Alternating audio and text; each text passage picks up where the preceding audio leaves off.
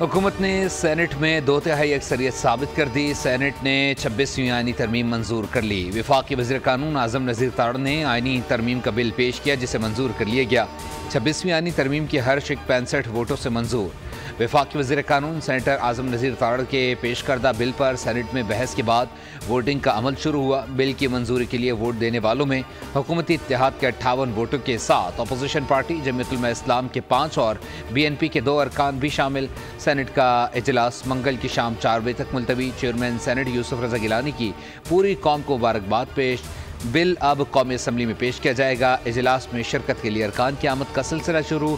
नवाज शरीफ, शहबाज शरीफ, हमजा शहबाज समेत दीगर अरकान पहुंच चुके।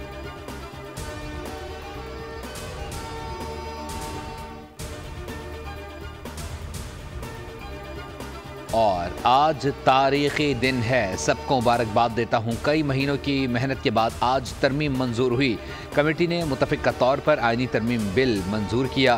कायदेवान नायब वज़ीर आज़म इसहाक़ डार का सेनेट में खिताब कहा, मिसाक़ जमहूरियत का नामुकम्मल एजेंडा मुकम्मल हो गया।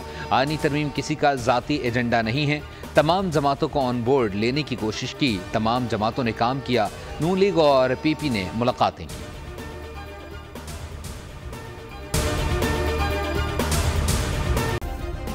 सब्सक्राइब करें और बेल दबाएं ताकि कोई खबर रह न जाए।